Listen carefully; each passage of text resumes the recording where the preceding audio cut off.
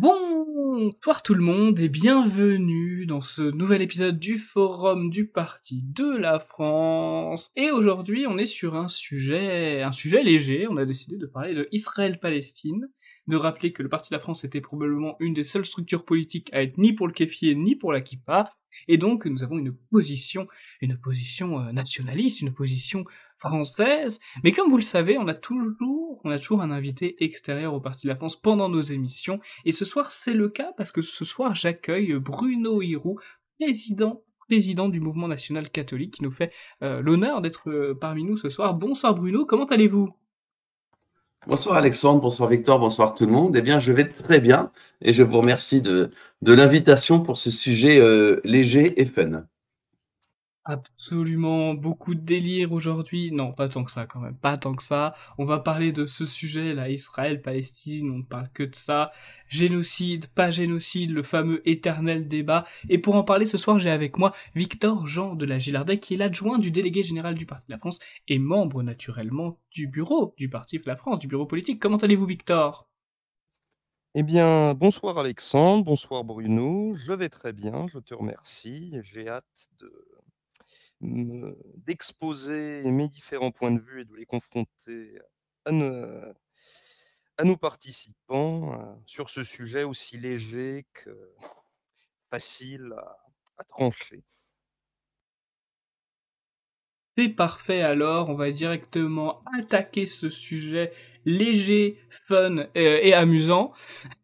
En parlant d'amusant, vous avez probablement vu, chers auditeurs, bah, je dis probablement parce que je crois qu'elle avait fait 600 000 vues à l'époque sur TikTok, avant que le compte TikTok du Parti de la France se fasse suspendre définitivement.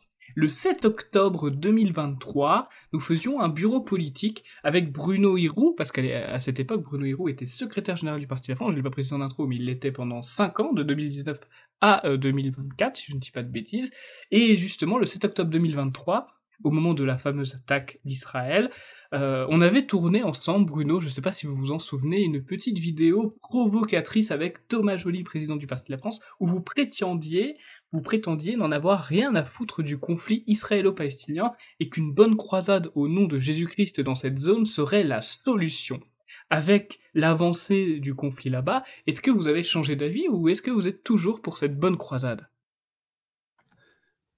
Alors, sur le principe, je suis toujours sur cette ligne-là. Après, il faut mettre des mots politiques sur ce trait d'esprit, mais je suis toujours sur ce mode de neutralité, si on peut dire, avec la coexistence nécessaire d'un État israélien, d'un État palestinien et d'un statut de capitale internationale, de ville internationale pour Jérusalem.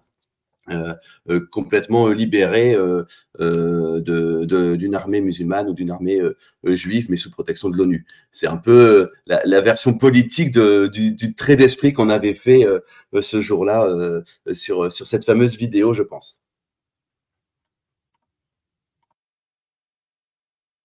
Effectivement, vous l'aviez vu, vous, à l'époque, Victor Jean de la Gillardet, la vidéo. Vous comprenez qu'elle puisse avoir reçu, bon, on va dire, quelques critiques, mais que dans la majorité des cas, je précise que dans la majorité des cas, on avait eu des commentaires positifs de nationalistes qui disaient, effectivement, ni pour Israël, ni pour la Palestine, nous sommes pour la France. Et vous trouvez pas que ce discours, il manque un peu, justement? On n'est pas un peu les seuls à le tenir, Victor? Eh bien, c'est un discours à la fois de vérité, car il est évident qu'en tant que Français, on se doit de garder la tête froide et de ne pas céder à la tentation romantique d'idéaliser un camp ou l'autre. On a tous eu des affects dans ce conflit, c'est normal, on a nos opinions personnelles maintenant. Il y a un élément essentiel qui est celui de la raison d'État. Dans raison d'État, il y a raison et il y a État. Ça veut dire que l'on fait passer les intérêts de notre État en tant que nationaliste en bon père de famille avant d'éventuels emportements romantiques ou émotifs. Donc, la solution qu'a évoquée Bruno est à mon sens la plus équilibrée, c'est que Jérusalem est une ville sainte importante pour de nombreux cultes. En tant que chrétien, on souhaite évidemment que la terre sainte chrétienne historique revienne aux chrétiens, mais plus pragmatiquement et de façon plus réaliste, en faire pourquoi pas une zone internationale sous protection de l'ONU et libérée d'armées revendicatrices et avec une vocation eschatologique et religieuse derrière, est sans doute la solution la plus convenable. Merci beaucoup Victor pour votre réponse et Bruno Hiro également. Mais Victor, justement, depuis le 7 octobre, on assiste à cette hystérisation du camp national, parce que vous parlez d'affect. Moi, je préfère parler d'hystérisation du camp national au sujet de la Palestine, avec des pro-Israël enragés et des pro-palestiniens quasi fanatisés. Le Parti de la France semble être le seul, comme je le disais, à tenir cette position raisonnable. Et est-ce que vous pourriez quand même expliquer, en tant qu'adjoint du délégué général du Parti de la France, pourquoi nous avons pris cette décision finalement, pourquoi nous avons pris cette position nationaliste, et pourquoi nous n'avons pas rejoint les autres, soit à la reconquête pro-Israël, soit à la Benedetti pro-Palestine? Eh bien, je pense que la vérité, c'est que nous comprenons le point de vue des deux camps, c'est-à-dire que nous comprenons celui, voilà, de cette droite un peu CNews, un peu exaspérante, hein, j'en conviens, qui vit par procuration, comme on le verra un peu plus tard, un conflit étranger, mais nous comprenons également ceux qui sont un petit peu plus instruits sur le sujet et qui prennent le camp de façon très romantique de la Palestine contre l'antité-sioniste, pour reprendre les termes de Benedetti ou de Jérôme Bourbon, mais nous ne partageons pas leurs conclusions, car nous estimons que la France a un devoir de hauteur dans ce conflit, que si elle ne doit pas se frayer avec Netanyahou, comme ça a été le cas pendant trop longtemps, elle ne doit pas non plus s'abaisser à flatter l'ego de ce qu'on appelle familièrement la rue arabe, et qu'elle gagne au contraire à prendre de la hauteur et à appeler à la paix, à une solution pacifique et à la fin du conflit, plutôt que d'en encourager l'escalade, comme dans le cas d'ailleurs de l'Ukraine et de la Russie, ça a souvent été trop le cas de la politique étrangère de Macron.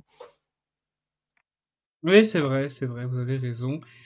Et vous, Bruno Hiro, vous avez participé à la décision à l'époque du Parti de la France de ne pas prendre parti. Là, aujourd'hui, vous dites que vous n'avez pas vraiment changé de position, que vous êtes toujours pour la France. Est-ce que vous pouvez expliquer, de votre côté, pourquoi c'est pour vous également la décision, la position la plus raisonnable et la plus réfléchie? Je rejoins Victor sur le fait que sur ce type de conflit très compliqué, on choisit pas son camp comme on choisit son club de foot préféré. Et on le défend pas comme on défendrait son club de foot préféré. Il faut voir quelle est la situation, mais aussi quelles sont les origines de la situation, ce qui permet de comprendre les uns et les autres. Le plus facile à comprendre, parce que ça nous est martelé notamment à droite, avec cette fameuse droite exaspérante, CNews, Pascal Pro, etc., où on nous dit, voilà, Israël, c'est la tête de pont de l'Occident contre le monde islamique qui veut notre mort. Israël est victime d'attentats, donc il faut les soutenir. Et quelque part, la droite française vit à travers Israël une ratonnade géante par procuration qui leur permet de se venger inconsciemment des racailles qui peuvent pas ratonner chez eux. Donc ça, c'est le plus facile à comprendre. Je comprends les pro-israéliens. C'est une pensée très simple, simpliste, et je comprends pourquoi ils le sont. Et je comprends pourquoi ils choisissent ce camp, un peu comme on choisit un boxeur ou une équipe de foot. De l'autre côté, je comprends un peu mieux les pro-palestiniens en tant que nationaliste et que catholique, même si ma position est toujours, comme je l'ai dit au tout début, la stricte neutralité, dans la mesure où être neutre maintenant, on le verra peut-être plus tard, c'est quand même demander à un camp d'arrêter de faire n'importe quoi. En tout cas, je comprends un peu plus les nationalistes pro-palestiniens que les nationalistes pro-israéliens. Faut savoir qu'Israël, c'est un État autoproclamé, créé en 1948. Les premiers États à avoir reconnu Israël, c'est l'URSS et tous les pays communistes. L'Irlande a attendu 63. Je rappelle que le préambule de la Constitution de l'Irlande commence par « Au nom de la très sainte Trinité ». Donc la très catholique Irlande a attendu 63 pour reconnaître Israël. Le Portugal a attendu 77 et la révolution contre Salazar. L'Espagne a attendu 86, 11 ans après la mort de Franco, parce que ça a pris du temps pour se débarrasser de l'héritage franquiste. Et le Vatican, ça m'intéresse plus particulièrement, le Vatican n'a reconnu Israël qu'en 1993, lorsque Jean-Paul II a changé la doctrine de l'Église sur la question juive. notamment en prétendant que le Nouveau Testament n'avait pas abrogé l'Ancien Testament, ce qui faisait des Juifs non plus les ennemis du Christ, mais nos fameux aînés dans la foi. Et du coup, la position de l'Église catholique sur la question juive, on pourrait dire qu'historiquement, traditionnellement, elle est pro-palestinienne. Le fondateur du sionisme, donc c'est Théodore Herzl, il avait rencontré le pape Pie X en 1904 et il lui avait demandé s'il reconnaîtrait le foyer juif de Palestine comme un État, comme l'État d'Israël. Et Saint Pie X avait dit, le peuple juif n'a pas reconnu notre Seigneur, nous ne pouvons pas reconnaître le peuple juif. Et il avait ajouté, si vous allez vous installer en Palestine, on préparera des églises et des prêtres pour vous baptiser tous. Donc ça, c'était la doctrine de l'Église qui était très hostile à l'installation d'un État d'Israël, État dont le nom d'ailleurs, le nom Israël, est un blasphème. Et ça, même le Concile Vatican II le rappelle, le nouvel Israël, c'est les catholiques, c'est l'Église catholique qui remplace l'ancien Israël abrogé par la mort du Christ. J'avais une question également. Alors, si jamais ma question nécessite une réponse trop illégale, mon cher Bruno, vous m'arrêtez. Mais c'est une question qui s'éloigne un peu du sujet, mais qui est importante. Parce que vous avez dit, je crois que c'était en citant Jean-Paul II, les Juifs sont nos grands frères dans la foi. Vous n'êtes pas sans savoir que moi, personnellement, je suis catholique depuis très récemment. Et parmi ceux qui nous écoutent, beaucoup s'intéressent au catholicisme, ou beaucoup sont devenus catholiques récemment également. Et peut-être qu'ils sont interrogés par cette phrase. Parce que qu'on me dise qu'un juif d'il y a 2500 ans est un grand frère dans la foi, je peux comprendre. Mais les juifs d'aujourd'hui, ça me paraît sans sens, puisque les juifs sont ceux qui ont rejeté Jésus. Est-ce que vous pouvez expliquer cette phrase et nous dire si vous êtes d'accord ou non, même si je me doute un peu de la réponse? Oui, en fait, lorsque le Christ est mort, lorsque la nation juive a choisi donc la crucifixion de Jésus contre celle de Barabbas, eh bien, une nouvelle religion est née parce que par ce sacrifice, Jésus a racheté nos péchés et nous sommes redevenus entre guillemets tous éligibles, eh bien, à la béatitude éternelle au paradis. Et donc tout cela ensuite a été donc inspiré par le Saint-Esprit, mis en forme dans le Nouveau Testament et qui vient par la réalisation de ces prophéties qui vient finir l'Ancien Testament et le remplacer. Ça a toujours été comme ça depuis les premiers apôtres, depuis Saint Paul. Et puis, effectivement, la doctrine traditionnelle de l'Église a toujours été celle, évidemment, de Saint Paul et des premiers apôtres, ce qui est la plus logique d'ailleurs, et ce qui est conforme à l'enseignement du Christ, c'est-à-dire que le Nouveau Testament remplace l'Ancien Testament, et que aujourd'hui, enfin à l'époque, mais c'est valable encore aujourd'hui, si quelqu'un veut devenir chrétien, il se dépouille de ses anciennes appartenances spirituelles. Par exemple, Saint Paul était un ancien juif persécuteur de chrétiens, et il n'est pas devenu ensuite judéo-chrétien. Il est devenu chrétien puisqu'il a pris acte, il a compris que le judaïsme avait périmé le jour où le Messie était arrivé, et surtout le jour où il est mort, le jour où il a racheté les péchés, et que donc le catholicisme est devenu universel, et où le nouvel Israël est né, et où Israël est donc la communauté des catholiques, l'Église catholique. Donc, et c'est pour ça aussi donc que ce terme évidemment d'aîné dans la foi ne rime à rien. Parce que ça voudrait dire que c'est quoi? Que c'est également les aînés du Christ, ça n'a aucun sens. Et c'est aussi pour ça, je me permets de rebondir, mais c'est aussi pour ça que le judéo-christianisme n'a aucun sens. On est soit judéo, soit chrétien.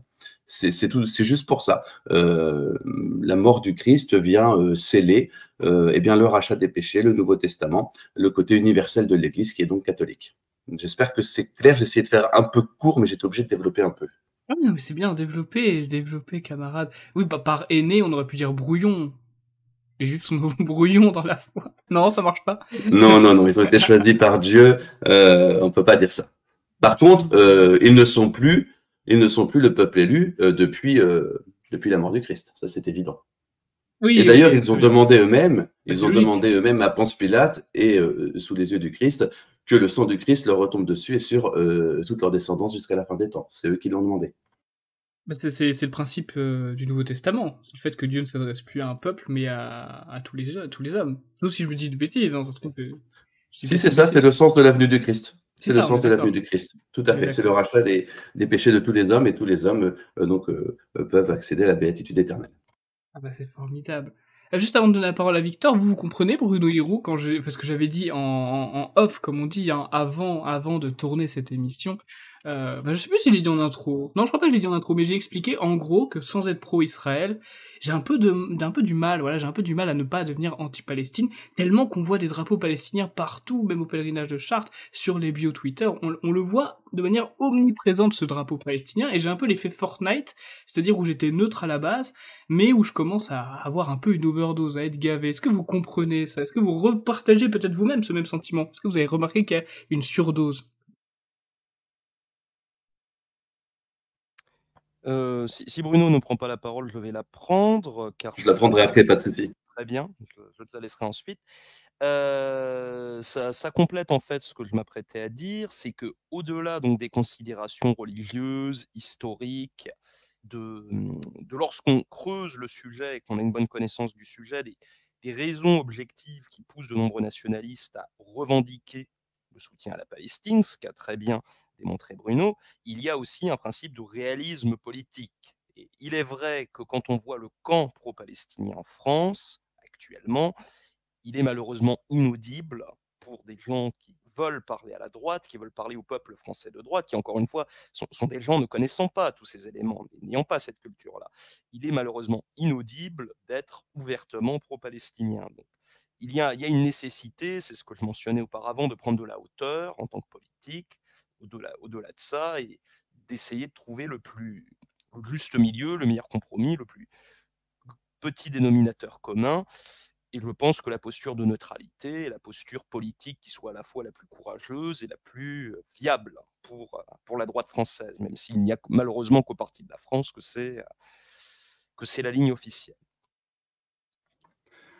Et la chose que je voulais ajouter par rapport à ce dégoût du drapeau palestinien qu'évoquait Alexandre, c'est que il participe d'une espèce de scénario parce qu'on est focalisé sur le milieu national et nationaliste depuis le début de cette émission, mais plus généralement pour l'opinion publique, il y a ce sentiment, qui est peut-être pas forcément faux, qu'il y a la droite et l'extrême droite pro-israélienne et la gauche et l'extrême gauche pro-palestinienne.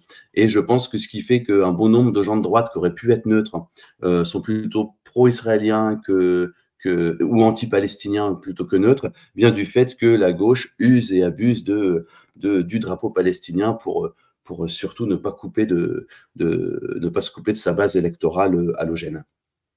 Et encore une fois, c'est par pur clientélisme politique que cette dichotomie intervient. C'est qu'on a une gauche et une extrême gauche qui cherchent à parler aux masses de banlieue, donc qui les flattent dans le sens du poil, alors qu'il y a encore 2 ans, ils ne savaient pas placer la Palestine sur une carte. Et on a de l'autre côté des médias de droite, des canaux officiels de droite qui sont complètement dominés par certains lobbies communautaires, que je ne nommerai pas, et qui donc oblige, marque comme d'un tampon d'obligation, une patte blanche à montrer, le soutien à Israël, sinon vous n'êtes pas vraiment de droite quelque part. Vous êtes crypto-gauchiste si vous n'êtes pas pro-Israël quand vous êtes de droite. C'est absolument étouffant, c'est insupportable, ça fait intervenir des groupes de pression de part et d'autre qui sont étrangers et qui n'ont rien à faire en France, et c'est pour ça que la ligne de neutralité est, à mon sens, une bouffée d'air, d'autant plus que, comme l'a très bien dit Bruno, des gens qui auraient pu être neutres, qui fondamentalement se foutent de ce conflit, ont été contraints dans un soutien aveugle à Israël, alors que ce n'est pas leur vocation, ce n'est pas leur nature, ce n'est pas l'expression de leur nature profonde. Merci beaucoup, Victor et Bruno, pour votre réponse. Alors, Thomas Joly estime, le président du Parti de la France, estime que les patriotes qui s'enflamment pour cette cause étrangère imaginent ainsi casser du bogmoul par procuration, ou bien, à l'inverse, casser du juif toujours par procuration. Est-ce que c'est pas absurde Bruno et Victor, je pose la question à tous les deux. Est-ce que c'est pas absurde d'imaginer que soutenir Israël, c'est casser du bogmoul par procuration et inversement? Ben, je pense que, comme le disait Bruno précédemment, on comprend, même si on n'est pas d'accord avec eux, les pro-Israël neuneux, parce que quelque part, effectivement, il y a une forme de procuration là-dedans. C'est un peu pour être grossier, un peu vulgaire, c'est un peu des beaufs qui vivent par procuration un conflit qu'ils ne comprennent finalement pas. Ils voient simplement des Arabes en prendre plein la gueule, donc ils se disent c'est génial. Et à l'inverse, il y a l'autre pendant, c'est des nationalistes révolutionnaires qui ont d'autres cibles en tête, pour des raisons historiques liées à l'histoire du camp national en France, car il faut rappeler que c'est très récent en réalité que l'extrême droite en France soit aussi et cultive autant d'affinités avec Israël. À la base, les Juifs étaient plutôt hostiles, notamment à Jean-Marie Le Pen et à l'extrême droite française. Donc, eux, à l'inverse, effectivement, voient l'entité sioniste, le grand Satan israélien, et vivent un peu par procuration encore ce conflit en se positionnant, alors que la meilleure ligne est sans doute celle de la neutralité. Merci beaucoup Victor pour votre réponse. Et vous, Bredouillerou, vous aussi, vous pensez que ça peut être là le résultat, l'aveu d'un fantasme secret de faire des sortes de ratonnades ou l'équivalent juif, on va dire, par ce soutien hystérique à un camp ou à un autre?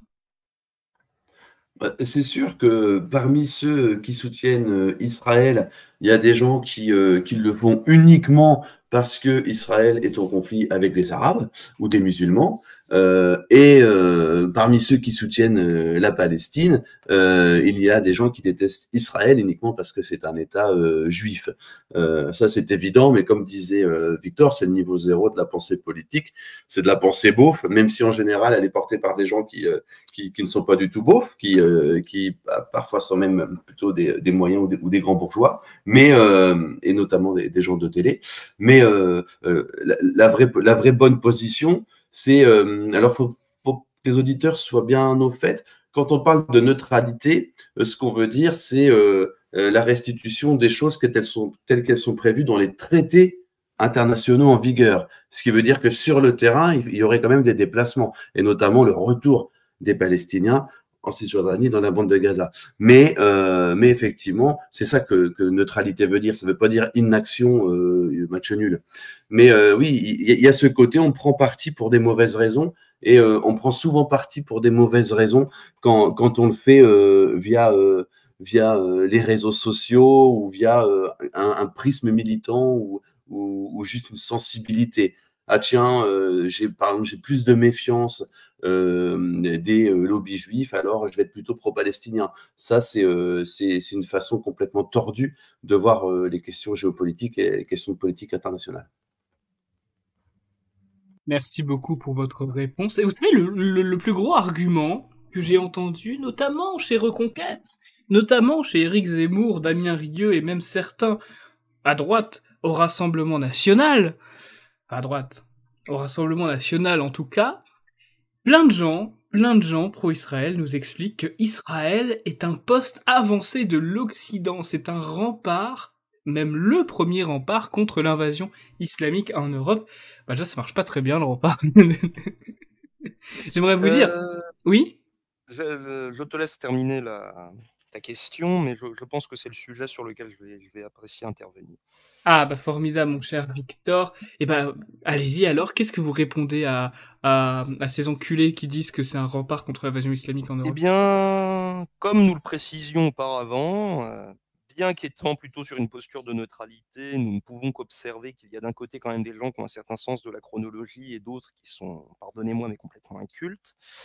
Et dire qu'Israël est un avant-poste de l'Occident est absurde. C'est une création anglo-américaine déjà, même pas française, qui leur a ensuite échappé. Et il n'y a pas d'alliance objectives ou subjectives qui tiennent avec Israël. Israël ne défend qu'Israël. Rappelons, je viens de Normandie, j'ai vécu, il m'arrive de vivre encore à Cherbourg, dans une ville donc, qui est connue pour son arsenal, pour ses sous-marins. Il y a eu une affaire dans les années 60 qui a été étouffée, passée sous le tapis depuis, c'est l'affaire des vedettes de Cherbourg. C'est-à-dire que des vedettes avaient été commandées par Israël. Entre-temps, il y a eu la guerre des 6 jours. De Gaulle a promulgué un embargo, c'est-à-dire que les vedettes n'ont pas été livrées. Donc, en réaction, qu'a fait le Mossad? Eh bien, enfin, qu'a fait Israël? Ils ont envoyé le Mossad voler les vedettes. Voilà. Donc, une agression contre un État souverain. Rien de plus à dire. Ensuite, il y a eu, dans les années 60, toujours l'affaire de l'USS Alabama, qui était un navire américain qui a été artillé par Israël et qui a été ensuite, Lyndon B. Johnson a interdit qu'on lui vienne en secours pour éviter le conflit diplomatique.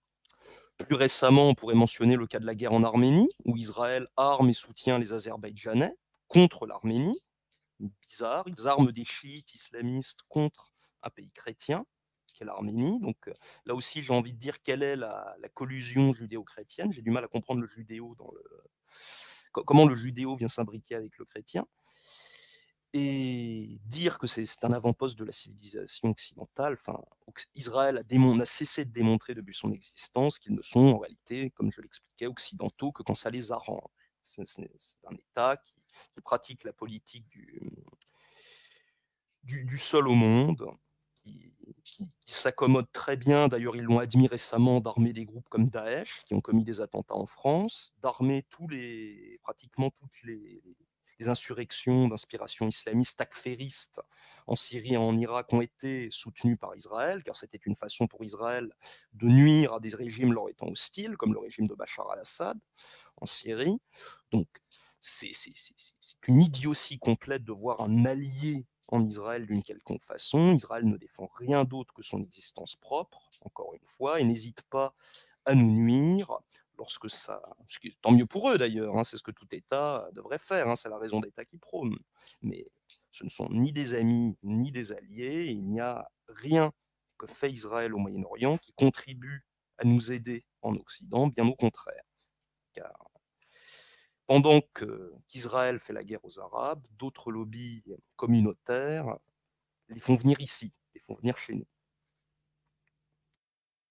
Merci beaucoup. Tout à fait. Allez-y, Bruno.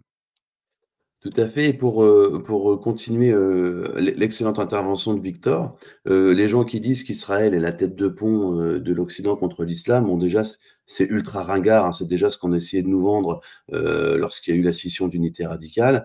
Mais il faut pas que ces gens-là, ces gens de reconquête du RN et des autres partis de droite ou assimilés, il faut pas qu'ils oublient que les sionistes, hein, donc je rappelle qu'Israël à la base est un projet sioniste, porté par Theodor Herzl, et c'est une entité sioniste, et les sionistes ont toujours été en France hostiles à la droite nationale, à la droite. Les sionistes en France n'ont pas hésité à tabasser, voire à tuer des militants de la cause nationale, voire des serviteurs de l'État. Et rien que ça en dit long sur la stupidité de dire qu'ils sont de notre camp sous prétexte que actuellement leurs ennemis c'est un État dans lequel il y a ultra majoritairement des musulmans. Il faut pas avoir la mémoire courte. Les sionistes en France ont toujours été très hostiles et très violents contre toute forme de pensée nationaliste et enracinée.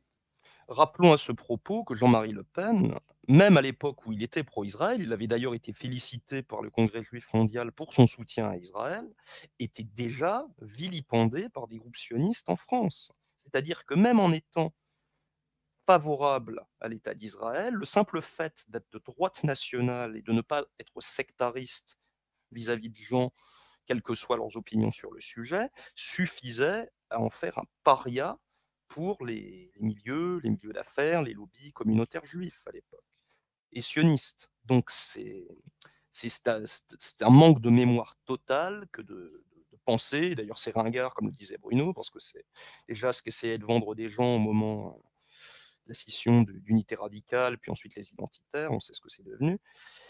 C'est non seulement ringard, et puis c'est un manque de culture flagrant. Il ne s'agit même pas de choses qui se sont passées à 5 siècles, c'est il y a 40 ans, c'est très récent encore. Oui, tout à fait, tout à fait. Et on est aussi à l'inverse, parce qu'on parle, on parle des pro-israéliens qui disent qu'il y a un rempart pour protéger l'Occident de l'invasion islamique. Mais il y a aussi ceux qui prétendent que nous sommes l'équivalent, c'est ce que dit par exemple Alain Soral, je sais pas si c'est lui qui a popularisé la formule, mais en tout cas le plus d'extraits où j'ai entendu ce propos, ça venait de lui, qui disait que nous étions les Palestiniens à notre manière en France, et que c'est pour cela qu'il faut soutenir les Gazouïs, voire même le Hamas, parce que ce seraient les équivalents des nationalistes français que nous sommes. Qu'est-ce que vous en pensez, vous, de ça, Bruno Hirou, et puis ensuite Victor? Je comprends la logique. La bande de Gaza et la Cisjordanie sont occupées alors qu'ils ne devraient pas l'être. Et il met ça en parallèle avec la France occupée. Je comprends le parallèle, mais la comparaison n'est pas très heureuse, puisque les sujets sont complètement différents. L'histoire est complètement différente. La chronologie, qu'on a pas mal abordée dans cette émission, est complètement différente. En France, il n'y a pas de débat. En France, on est chez nous et des lobbies mondialistes, des lobbies sans patrie s'organisent pour déverser en France, puis en Europe et en Occident, toute une population qui ne nous ressemble pas, qui ne nous aime pas et qui ne peut pas adopter notre mode de culture, notre mode de civilisation complexe. On a quand même une civilisation complexe, une civilisation qui est inaccessible à certains peuples. On a quand même une civilisation de gens qui savent être courtois, respectueux et polis, même s'ils savent qu'ils ne pensent pas du tout la même chose sur tel ou tel sujet. Et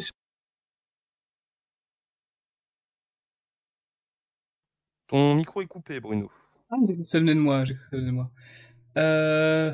Bah, Bruno il se fait pirater par le Mossad. Ah non, c'est bon, il est là? oui, oui. J'étais coupé depuis mon début. Non, Non, depuis pas 5 depuis le secondes début. à peine, depuis 5 Oui, secondes. D'accord. Donc je disais, ce n'est pas très heureux puisque on a une civilisation qui est complexe, dans laquelle des individus avec un QI particulier sont habilités à vivre, et c'est une civilisation qui n'est pas adaptée à toutes les peuplades de la planète. Et donc, ce qui nous arrive n'est pas vraiment comparable à ce qui se passe dans cette guerre entre deux entités convocation à des entités étatiques. Nous, on est vraiment victime d'une politique anti-blanche, anti-chrétienne, anti-française, qui doit se régler de manière politique en virant les ennemis des Blancs et les ennemis du Christ qui pullulent soit au gouvernement, soit autour du gouvernement. Donc, et dire que nous sommes des Palestiniens, c'est dévier les problèmes, parce que même si l'immigration, la colonisation et l'islamisation n'ont pas été imposées par des élites musulmanes, mais par des élites plutôt maçonniques, sionistes, internationalistes, eh bien, il y a cette idée de votre vrai ennemi, c'est le sioniste, c'est pas l'islamiste, donc arrêtez de chercher des noises aux musulmans. Et c'est un discours qui est pas entendable. Nous, on n'a pas à faire du tri dans lequel de nos ennemis est prioritaire ou pas.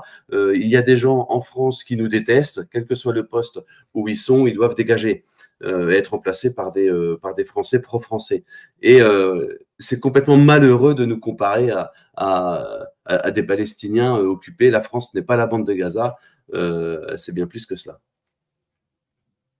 Oui, d'ailleurs, de manière générale, je vais laisser la parole à Victor sur la question, mais de manière générale, j'évite le plus possible, c'est peut-être par autisme ou par principe, mais j'évite le plus possible de faire des parallèles. Je pars vraiment du principe que chaque situation est totalement unique et que chaque situation mérite une grande attention, une grande considération afin de traiter justement, de manière la plus juste possible, cette situation. Donc faire des parallèles, pour moi, c'est trop simplifier, prémâcher l'idée. Je sais pas ce que vous en pensez, vous, Victor. Je pense que c'est effectivement une solution de facilité de chercher à faire des parallèles pour, encore une fois, attirer les gens vers des prises de position qui ne leur ressemblent pas et qui sont douteuses. Il n'y a pas de parallèle à faire entre la situation des Palestiniens et celle des Français en France. C'est ridicule. C'est... On a exposé avec Bruno les raisons pour lesquelles Israël n'est pas une prolongation de l'Occident. C'est une bêtise de penser de cette façon. Les gens qui prônent ça sont soit de mauvaise foi, soit malhonnêtes, soit idiots. Maintenant, il convient aussi de remettre les pendules à l'heure sur la question de la Palestine. C'est que là aussi, ce ne sont pas des alliés, ce ne sont pas des amis, ce sont des gens qui, dès qu'ils ont une position dominante, produisent exactement les mêmes persécutions et la même violence vis-à-vis des chrétiens, vis-à-vis des blancs, que leurs adversaires. Rappelons que pendant la guerre au Liban, la guerre civile qui a duré près de 10 ans dans les années 80, les chrétiens libanais, maronites, étaient massacrés par des alliés de l'OLP, par des Palestiniens islamistes. Donc des nationalistes qui se disent chrétiens et qui sont dans le soutien béat à un camp, donc Israël c'est stupide, mais qui sont dans le soutien béat à l'autre camp, la Palestine c'est idiot aussi. La situation est très complexe et les Arabes n'ont jamais attendu que les sionistes leur mettent un flingue sur la tente pour tuer des chrétiens. Ils le font très bien sans qu'on leur demande. Ils le faisaient du temps de l'Empire ottoman, ils le font maintenant qu'Israël a été mis en place. Donc, encore une fois, c'est une bêtise absolue, c'est du romantisme niais et béat que de chercher à nous rapprocher en tant que Français, en tant que chrétiens, du camp palestinien ou du camp israélien. C'est idiot. Oui, tout à fait, tout à fait. Alors bien sûr, parce que je sais très bien qu'il y a des gens qui s'amusent à enregistrer une partie de mes émissions, à les mettre hors contexte et à les envoyer à nos partenaires.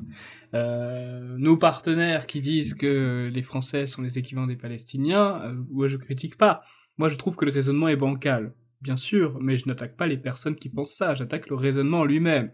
J'ai tout le respect pour les gens qui sont pro-palestiniens, pro-israéliens, pro tout ce que vous voulez, à partir du moment, j'ai envie de dire, où ils sont humainement sympathiques et qu'ils nous respectent en retour. Voilà. Non, parce que je vois venir, hein, parce que j'ai parlé de la position d'Alain Soral. Je sais qu'il y a des gens qui vont envoyer l'extrême en disant Alain Soral, regarde ce qu'il a dit sur toi. Non, non, non. Moi, je respecte les personnes, bien évidemment, même si je suis contre certains de leurs raisonnements. Là-dessus, C'est le respect. j'ajouterais quelque chose, c'est qu'il y a des fois des gens qui commentent les émissions ou nos publications en disant ah, là vous évoluez bien ou là vous dévoluez mal, mais on n'évolue pas. Notre ligne reste la même depuis le départ sur cette question et sur d'autres. Simplement, on est un parti politique, donc on fait preuve de nuance. On accueille des gens qui pensent certaines choses, d'autres qui en pensent d'autres. L'important pour nous, c'est la synthèse qu'on en retire. Ce n'est pas parce qu'on a fait une émission avec Alain Soral qu'on est des inconditionnels de Soral. Ce n'est pas également parce qu'on fait des émissions avec Conversano qu'on est des inconditionnels de Conversano. On fait preuve de hauteur sur ces différentes passions, les différentes lignes des uns et des autres, et c'est ce qui, je pense, nous distingue. Et sur la question israélo-palestinienne, c'est aussi un élément important à prendre en compte. Du moins, je le pense. Et le défaut des nationalistes de façon générale, outre cette question israélo-palestinienne, à mon sens, en France, c'est qu'ils sont souvent dans des postures à l'emporte-pièce, romantiques, au mépris de réalités qui sont souvent bien plus complexes. Oui, tout à fait, tout à fait. D'ailleurs, c'est aussi la force, voilà, j'ai envie de dire, nous sommes pas dans du clash de bas étage, nous sommes réellement dans la collaboration, et quand j'invite des gens, oui, parce qu'il y a aussi beaucoup de gens qui me reprochent, enfin là, je fais un petit aparté, mais je reviens sur le sujet dans 2 secondes, il y a beaucoup de gens qui me disent, ouais, mais si t'es pas d'accord avec tel ou tel invité, pourquoi tu le dis pas dans tes émissions? Parce que mon but, c'est de laisser parler les gens, c'est pas de les interrompre et de les contredire. Tout simplement. Que ce soit Alain Soral, Daniel Conversano, etc. Je suis pas là pour exprimer mes divergences. L'émission, elle est là, pardon, pour mettre en avant l'invité, pas pour mettre en avant l'animateur. Tout simplement. Et elle est là, tu parlais de divergence, et elle est aussi là pour mettre en avant ce qui nous rassemble plutôt que ce qui nous oppose. C'est un esprit de synthèse. C'était le bon sens politique qu'avait Jean-Marie Le Pen à l'époque du Front National, paix à son âme. Et c'est ce bon sens qu'on espère ranimer au Parti de la France. Absolument, parce que nous sommes la continuité réelle de Jean-Marie Le Pen. Sinon, si vous le voulez bien, vous avez bien dû voir que bon, cette opération qu'il y avait eu avec Rima Hassan et Greta Thunberg, j'en parle au passé parce que c'est finalement fini, elles ont été Greta Thunberg a été renvoyée. Vous avez pensé quoi, Bruno Héroux? J'imagine que vous avez suivi toute cette opération médiatique du voilier Madeleine, avec Rima Hassan et Greta Thunberg, où il y avait eu, vous vous rappelez, hein, les deux, elles sont arrivées pour contrer le blocus israélien, elles ont été arrêtées par l'État israélien, il y en a une qui va être, je crois que c'est Rima Hassan qui va être jugée en Israël, et Greta Thunberg est passée par la France pour retourner de force en Suède. Vous avez pensé quoi de cette histoire incroyable? Wow, c'était grotesque. C'était grotesque, c'est une opération de com minable, qui fait rien avancer, qui met pas la lumière là où il faut, enfin, ça n'a absolument aucun sens. C'est grotesque, d'ailleurs, il n'y a qu'à voir les protagonistes pour comprendre que c'était grotesque avant même que ça commence. Là, on est dans la farce. Ça a occupé beaucoup d'images, beaucoup de bandes passantes, beaucoup de temps de cerveau disponible, pour au final quoi? Qu'est-ce qui ressort de ça? Est-ce que le débat a avancé? Est-ce qu'il y a eu des choses intelligentes qui ont été faites? Est-ce qu'il y a ne serait-ce qu'une seule personne qui a été aidée? Et c'est une honte politique. C'est une honte que ça prenne autant de place. Et c'est une mauvaise farce. Ouais. Tout ça, c'est une mauvaise farce. C'est pas comme ça qu'on se comporte quand des nations sont en guerre. C'est une petite et minable opération d'autopromotion. Ouais, grotesque, quoi. C'est tout ce que j'ai à dire. J'ai pas d'autre mot qui me vient en tête et rien de plus à dire sur cette minable équipée. Grotesque aussi pour vous, Victor? Oui, absolument. Bah, c'est dérisoire, c'est l'art du dérisoire, c'est l'art du spectacle, c'est de la pure communication politique, ça n'aide personne, ça hystérise le débat et ça. Enfin, qu'on se mette d'accord, elles y ont pas été, elles y ont pas été, comme Dominique de Villepin a été à l'ONU en 2003, dire non à la guerre en Irak. Elles ont été faire une petite communication politique. Enfin, pour moi, c'est du niveau des influenceurs, ça n'apporte rien. Ça vise uniquement à susciter une réaction et à se mettre en danger pour ensuite pouvoir se victimiser. Enfin, c'est ridicule, c'est parfaitement ridicule. Je pense que pour le coup, et on sait que je suis pas pro-israélien, pour le coup, le compte Twitter de l'ambassade israélienne, j'ai trouvé qu'ils ont très bien communiqué là-dessus en l'appelant systématiquement cet équipé le selfie yacht. C'est habile. Habile. Selfiote. Bref, il y a Thomas Joly, président du Parti de la France, qui a justement écrit un communiqué à ce sujet. Madeleine, le radeau des illusions. Quelle farce pathétique que cette misérable épopée du voilier madléen, cette caravelle des temps modernes, où des bobos, des gauchistes internationalistes et des pleureuses professionnelles voguent sur les flots de la bonne conscience et à la barre de cette galère idéologique, une écologiste suédoise dont le regard halluciné fait frémir même les algorithmes de l'intelligence artificielle et une députée européenne d'ultra-gauche qui semble avoir oublié qu'elle siège à Bruxelles, pas à Ramallah. Le Madléen, navire à la dérive, ou plutôt opération médiatique cousue de fil blanc, affrété par les propagandistes de la Freedom Flotilla Coalition, cet aéropage victimaire qui croit encore aux luttes de libération en kéfier et aux barricades imaginaires du quartier latin. Il prétendait briser le blocus israélien, comme si Tsahal allait trembler devant une poignée de militants Twitter armés de smartphones et de slogans recyclés. Cerise sur le gâteau, voilà que, comme par miracle, Deus Ex Machina digne d'un mauvais film de propagande soviétique, nos aventuriers croisent une embarcation de migrants en détresse. Bien sûr, juste au bon moment. L'image est belle, trop belle. La narration parfaite, trop parfaite. Hollywood en aurait rougi. Le Madléen ne sauve pas de vie. Il sauve des causes. Il nourrit la mythologie de la gauche morale, celle qui préfère pleurer sur le sort de l'autre plutôt que de défendre le destin du même. Et comme prévu, les autorités israéliennes, qui n'ont ni le temps ni l'humour pour ce genre de performance, ont arraisonné le navire. Fin de l'acte 1. Rideau sur la mascarade.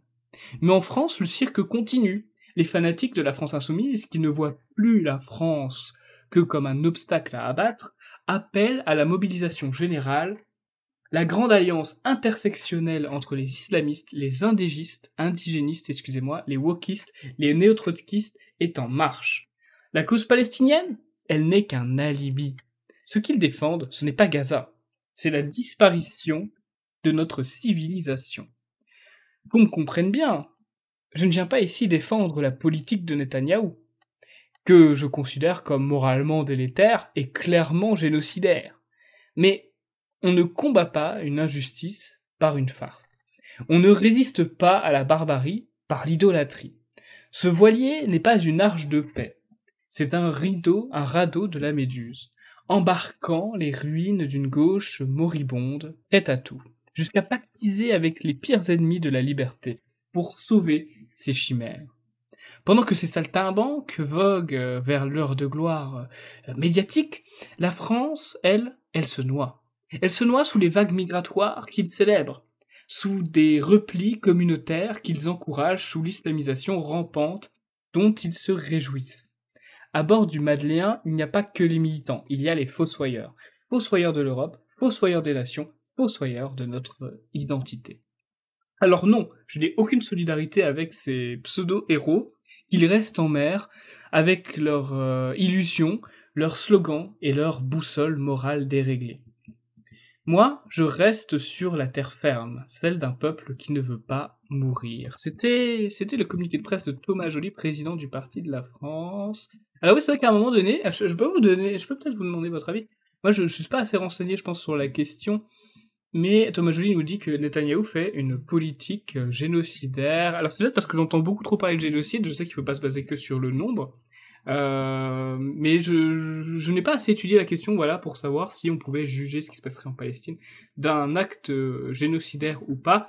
Est-ce que Victor et Bruno, vous avez assez étudié la question pour oui ou non savoir si on pourrait qualifier ça d'un début de génocide? Bruno Héroux d'abord.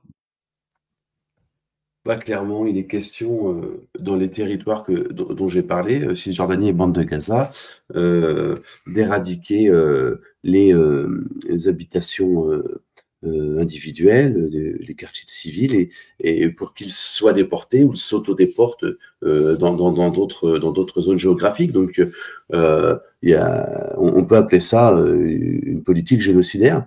Ça me choque pas. Après.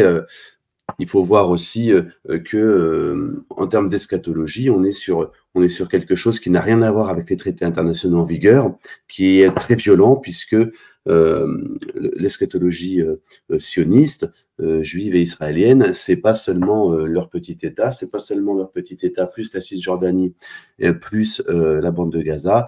Ils en veulent à beaucoup d'autres pays et c'est pour ça qu'ils sont par ailleurs aussi hostiles à la Syrie et au Liban. Donc, je suis pas du tout choqué par ce terme. Ok, très très bien. Et vous, Victor, pareil?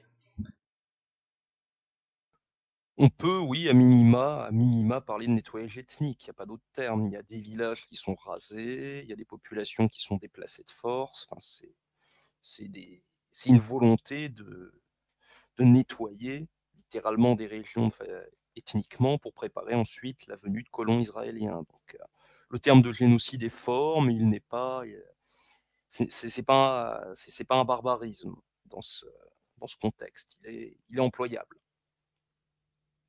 Ok, très bien. Eh ben, écoutez, je vous fais confiance. Continuons si vous le voulez bien, maintenant qu'on a passé cette étape. Est-ce que vous pensez que l'extrême gauche française agit principalement par intérêt électoral en se positionnant radicalement en faveur des Palestiniens, Bruno Héroux? Quel est votre avis sur la sincérité des politiques d'extrême gauche? Je vous rejoins complètement. La question est très bien posée. Trop bien peut-être, on perçoit vos idées derrière. Mais oui, c'est de l'électoralisme puant. C'est dégueulasse. Parce qu'on joue avec la vie des gens, on joue avec l'argent des gens, on joue avec les sentiments des gens. Et tout ça n'a qu'un but. On sait bien que le seul lien qui existe désormais entre la gauche et l'extrême gauche décadente et les forces électorales afro-maghrébines et musulmanes, c'est la question palestinienne. S'il n'y a plus ça, il n'y a plus cette entente. S'il n'y a plus ça, il y a ce qui s'est passé à Villeneuve-Saint-Georges, je crois, où Louis Boyard a perdu son groupe parce que c'était le seul blanc et que c'était lui le chef. Donc, c'est la dernière chose qui peut sauver la gauche d'un éclatement, d'une séparation d'avec toute une partie de son camp qui n'a pas la même couleur qu'elle. Merci beaucoup Bruno. Bah vous, Victor, vous parliez de clientélisme tout à l'heure, c'est exactement ça finalement. Oui, absolument. Je repartage évidemment ce qu'a dit Bruno. En revanche, je tiens à nuancer cela, c'est que si l'essentiel de la gauche et de l'extrême gauche aujourd'hui est pro-palestinienne par intérêt électoral, elle a quand même dans sa matrice, de façon vraiment doctrinaire, depuis les années 70, depuis même les première guerre des 6 jours, du guerre du Kippour, etc. Cette ligne trotskiste anti-impérialiste qui la conduisait à soutenir des politiques pro-arabes et contre Israël, qu'elle voyait à mauvais titre, comme je l'ai expliqué avant, comme une prolongation de la domination blanche, de la domination occidentale. Ce qui est un logiciel erroné, mais dont la conclusion était la même que maintenant, c'était qu'il fallait à tout prix soutenir les Arabes, soutenir les Palestiniens contre le colonialisme israélien. Donc, c'est devenu beaucoup moins clair que cela maintenant, c'est-à-dire que toute une gauche qui était indifférente à ces questions-là est devenue pro-palestinienne, tout comme toute une droite qui était indifférente est devenue pro-israélienne, pour des raisons électorales et clientélistes. Mais il y avait tout de même, rappelons-le, voilà, chez toute une gauche trotskiste, un soutien doctrinaire, fondamental à la Palestine depuis 50 ou 60 ans. Merci beaucoup, Victor et Bruno Hirou, pour vos réponses à cette question. Continuons, si vous le voulez bien. J'aurais aimé vous poser la question, évidemment, mon cher Bruno, tout d'abord. Que pensez-vous de la position du chef de l'État et du gouvernement qui, après avoir soutenu sans réserve la riposte israélienne sanguinaire, s'aperçoivent un peu tard du carnage et tergiversent en appelant à la création d'un État palestinien? C'est absolument ridicule et c'est malheureusement à l'image de là où ces gens-là ont fait tomber la France. Tout d'abord, avec cette décision extrêmement scandaleuse d'avoir décapité le corps diplomatique français. Mais ça, c'est une grande invention de la Macronie. Et pour perdre l'influence française, la France n'est plus entendue. Il n'y a qu'à voir comment on est humilié sur la question russo-ukrainienne depuis le retour aux affaires de Donald Trump et de son équipe. Et sur cette question palestinienne, eh bien, on réagit comme des adolescents ou comme des préadolescents accros aux tendances, quoi. Ces gens-là changent d'avis comme de chemise. Je rappelle que c'est ce gouvernement-là, pas ce gouvernement, mais c'est la Macronie, c'est ce chef d'État-là qui a fermé, qui a décapité le nucléaire français pour le relancer parce que d'un seul coup, il avait changé d'avis. Parce qu'en fait, c'est juste que ses conseillers lui ont dit que l'opinion, que les décideurs étaient plutôt pro-nucléaire et que les écologistes avaient finalement un impact bien moins fort que prévu en termes de nuisance électorale. Et toutes ces questions-là, stratégiques pour la France, ont été faites voilà, en suivant les tendances. Voilà. Et là, c'est pareil, on suit la tendance. Et ce gouvernement vaut pas mieux que la bande de TikTokers qui a été auditionnée récemment. C'est une bande de guignols qui suivent des tendances dans le seul but d'essayer de pas être trop bas dans les sondages qui sortent à peu près toutes les 4 heures dans ce pays complètement allumé qu'on est en train de devenir sous l'impulsion de la Macronie et y compris de ceux qui veulent lui succéder. Donc, ce qu'il faut, c'est que la France et ses chefs, retrouvent une colonne vertébrale, une doctrine. Et la doctrine, c'est pas dur. C'est le respect des traités en vigueur qui réglerait 90% minimum des problèmes sur le terrain en Palestine et assumer le rôle traditionnel de la France, protectrice des chrétiens d'Orient, l'étendre à tous les chrétiens persécutés à travers le monde et jouer sur un savant équilibre des forces pour n'être les valets ni des blocs asiatiques ni du bloc américain. Et vraiment, ils se comportent comme des suiveurs de tendances TikTok, quoi. C'est catastrophique, c'est grotesque. C'est du même niveau, franchement. La tergiversation de la France, les changements d'avis de l'État français, c'est du même niveau que le selfie yacht des deux guignols dont on a parlé tout à l'heure. C'est pathétique, ça donne le niveau zéro de l'État. Et le jour où des nationalistes reprennent ce pays, l'une des priorités, c'est de réinstaller un vrai corps diplomatique français un peu partout et de se remettre au travail. On a un gouvernement qui ne travaille pas, un gouvernement qui communique et si demain l'opinion est largement favorable à l'anéantissement total des Palestiniens, eh bien le gouvernement changera encore d'avis.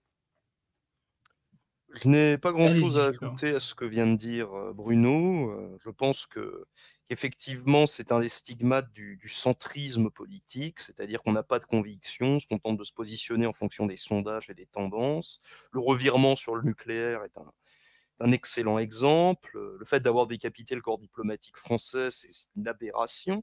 Ce qui s'est passé, tout simplement, voilà, c'est qu'il y a eu des notes qui sont remontées du Quai d'Orsay à Emmanuel Macron, qui lui ont dit, bon là c'est un peu chaud, au niveau international on est mal vu, donc il a fait volte-face. Au début il soutenait Israël, maintenant il se prend le bec avec Netanyahou, enfin, c'est ridicule, on ne sait pas où on habite, personne ne comprend quelle est la position de la France sur des questions aussi fondamentales, et la vérité c'est que les dirigeants eux-mêmes ne savent pas où ils vont, leur seul horizon est la conservation du pouvoir.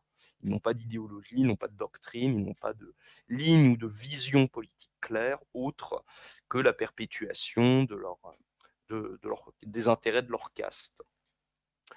C'est d'autant plus affligeant que sur des questions qui sont pourtant, qui tombent sous le sens, qui ne sont pas risquées politiquement, comme par exemple la question des chrétiens d'Orient, il y a eu un abandon par la France de populations avec lesquelles on avait traditionnellement un lien. Donc, je n'ai pas grand-chose d'autre à ajouter sur cette question-là, autre qu'il est nécessaire de sortir de l'immobilisme et du centrisme politique dans lequel notre pays est figé, idéalement en allant vers des idées plutôt de droite nationale. D'ailleurs, Et vous pour trouvez... compléter, Ah bah allez-y, Bruno. oui, pour compléter juste ce que dit Victor, qui est très juste, euh, le gros problème en bout de chaîne, au-delà des positions de la France, c'est qu'on n'apparaît plus comme un partenaire fiable. Et ça, c'est catastrophique, puisque si on n'est plus fiable, on peut plus avoir de vraies alliances, on peut plus avoir de vraies stratégies, on peut même plus avoir de vrais réseaux d'influence et de renseignements qui fonctionnent comme ils devraient fonctionner. Et la France, voilà, c'est pareil comme un petit pays. Comme un petit pays, on a pourtant un droit de veto à l'ONU, on a pourtant une puissance de feu nucléaire quasi inégalée. On se comporte Euh, comme se comporterait le Luxembourg. exactement, exactement. On n'a Et le plus problème, devant. et qui veut faire, voilà, et qui veut faire affaire avec un pays comme ça. On est complètement d'accord. Oui, d'ailleurs, qu'est-ce que je voulais dire? Oui, bah, vous me faites ma transition, Bruno Hiro, parce que j'allais justement vous demander, est-ce que la France aujourd'hui, sur la sphère internationale, est audible, elle est crédible quand la France s'exprime sur le conflit israélo-palestinien, puisqu'on ne sait même pas réellement sa position? La France est inaudible à cause de son régime. Heureusement, quoi qu'on pense de tous les prédécesseurs qu'il y a pu y avoir, la France peut redevenir grande assez facilement. Je viens de le dire à l'instant, on a toujours notre droit de veto à l'ONU, on a toujours notre puissance de feu nucléaire et qui peut faire frémir la quasi-totalité de la planète, dont des très grands pays. Donc on peut redevenir grand très facilement. Et il n'y a même pas besoin de faire une révolution, il suffit juste que un vent patriotique soit insufflé jusqu'aux élites. C'est la seule chose qui manque parce que la France a tous les atouts pour devenir une grande puissance crédible et remettre en place les réseaux qu'elle aurait jamais dû perdre. Oui, tout à fait, tout à fait. Bah, Victor, vous pouvez rajouter quelque chose si vous le souhaitez, bien sûr, et après nous passerons aux actualités. Juste sur ce sujet-là, oui, la France a la chance d'avoir un précédent, d'avoir une histoire qui lui permettront assez aisément, si l'occasion se présente, de redevenir grande, de redevenir un partenaire fiable et prisé, jalousé par de nombreux pays. Donc, il faut simplement que les gouvernements changent. C'est aussi simple que cela. On a encore une arme nucléaire, et on a eu bien du mal à l'avoir d'ailleurs. Beaucoup de gens s'opposaient à ce que la France soit dotée de l'arme nucléaire. On a un siège au Conseil de sécurité de l'ONU qui nous permet de faire tapage et de faire barrage à beaucoup de projets qui nous sont hostiles. Donc on n'est pas totalement démunis, totalement ruinés à ce niveau-là, mais il est temps que des gens compétents prennent le pouvoir et avec des idées qui soient dans le sens de la défense des intérêts nationaux et plus dans ceux d'une petite caste, d'une petite clique d'oligarques et de mafieux qui n'existent que par sa présence dans les instances du pouvoir sans conviction propre, par ailleurs. Oui, tout à fait, tout à fait. Bah, si vous le souhaitez, moi je considère que nous avons bien traité cette problématique.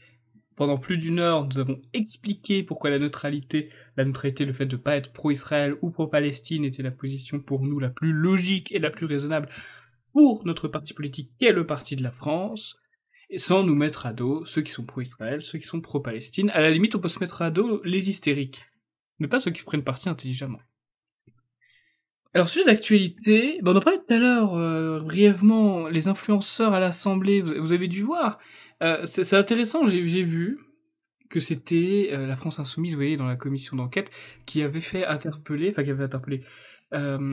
a reçu en audience des influenceurs jugés de droite. Alors on a Alex Hitchens dans le lot, qui est un masculiniste. On a vu qui? On a eu Adé Laurent, excusez-moi, qui est acteur porno, mais qui est plutôt réputé à droite, entre guillemets, la droite TikTok. C'est intéressant. Et il y a même Alex Hitchens, d'ailleurs, qui s'est barré en plein milieu, ça le saoulait. Le gars qui l'interrogeait arrêtait pas de lui couper la parole, il est parti. Je crois qu'il risque gros, d'ailleurs. Bon, en tant qu'expatrié, concrètement, il risque pas grand-chose, mais théoriquement, il risque gros. Vous avez suivi cette histoire ou pas, vous, Bruno? De commission d'enquête? Oui, comme la fausse flottille, j'ai suivi ça de loin. Ça donne le niveau. Je considère que c'est quand même un traquenard. Le but était de réfléchir ensemble à comment protéger les jeunes. Et comme d'habitude, avec les commissions d'enquête gauchistes qui ressemblent à des assemblées générales d'étudiants, on a tous connu ça à la fac, eh bien, c'est parti en procès stalinien. Où on va reprocher à chaque personne ses propos qui sont pas conformes au fait de se placer le plus loin possible du goulag. Et du coup, ils sont tombés dans un traquenard, ces influenceurs, et ça m'étonne pas qu'il y en ait un, Hitchens, là, qui a été saoulé, qu'on prenait que des extraits de ce qu'il disait, et le communiste refusait la mise en contexte, il s'est barré. Je pense que quand on n'a rien à faire dans une réunion, il faut se barrer de la réunion. Je sais plus si c'est Trump ou Musk, c'est un des deux qui disait ça, qui disait il faut partir d'une réunion si vous avez rien à y faire. Là, ils avaient rien à faire là, ils auraient dû tous se barrer comme a fait Hitchens. C'était pathétique. Une fois de plus, cette commission parlementaire a montré son visage stalinien, et ces petits mecs en costard là de la France insoumise, tout imbu de leur petit pouvoir, montrent l'esprit tyrannique qui est le leur et le vrai danger qui ferait courir à la France s'ils étaient aux manettes du pays. J'ai volontairement pas donné le contexte, hein. Le contexte est pour protéger les mineurs sur la plateforme, et vous avez tout à fait répondu à mon omission, parce que je sais pas ce que vous en pensez, vous, Victor, mais si jamais on considère que les mineurs doivent faire attention sur ce qu'ils consomment sur ce type de plateforme, pourquoi on demande l'avis aux influenceurs? C'est pas aux influenceurs de donner leur opinion là-dessus, ils n'ont absolument rien à faire là-dedans, c'est pas des actionnaires de la plateforme, c'est pas des dirigeants de la plateforme. Enfin, moi de mon côté, ça n'a rien à faire là. Je sais pas ce que vous en pensez, vous, Victor. Je pense que ça procède d'une angoisse qu'ont des responsables politiques officiels, comme le sont ceux de la France insoumise, de voir une jeunesse qui ne partage pas forcément ses idées et qui, qui a des relais, dont les idées sont représentées par des relais, par le biais donc d'influenceurs qui peuvent être parfois d'ailleurs de nos idées, ou en tout cas pas forcément de gauche.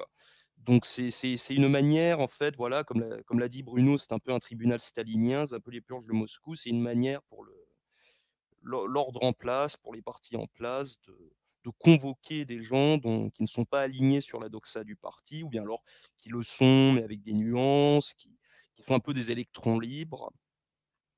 Et c'est de l'intimidation, tout simplement. C'est dissuader des électrons libres de faire de la politique politicienne et vouloir cantonner la politique politicienne, ou en tout cas d'en parler à des professionnels de la politique politicienne. En tout cas, je le lis de cette façon. Ouais, tout à fait,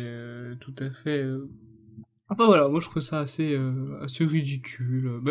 En fait, ça m'a fait dire à partir du moment où t'as une députée qui demande à Adé Laurent, excusez-moi, oui, est-ce que vous laisseriez votre future fille regarder vos vidéos? C'est à partir de là que je me suis dit, est-ce que ça sert vraiment à quelque chose cette commission d'enquête? D'ailleurs, sachez-le, Emmanuel Macron peut de nouveau dissoudre l'Assemblée nationale s'il le souhaite. Voilà, Bruno. D'ailleurs, il me semble que c'était... Oui, on a le Rassemblement national qui avait protégé Bayrou récemment. Et vous y croyez, vous, que Emmanuel Macron aurait quelque chose à gagner en faisant une nouvelle dissolution de l'Assemblée nationale? Bon, on ne sait pas de quoi est capable ce psychopathe pour maintenir l'attention sur lui et maintenir le peu de pouvoir qui lui reste encore. Donc une dissolution peut arriver maintenant, peut arriver en 2026, peut arriver après l'élection du nouveau président en 2027. Affaire à suivre. Ce qu'il faut, c'est que les partis se tiennent prêts. Parce qu'on sait bien que quand il y a une dissolution, quand des élections sont organisées dans des délais très courts, eh bien, ça favorise évidemment les gros partis qui ont des gros moyens. Et donc, il faut que tous les partis y réfléchissent pour pas être trop pris au dépourvu. Mais ça changera pas la face de la France puisque ce chef de l'État, on va se le coltiner pendant encore au moins 24 mois. Tout à fait, tout à fait.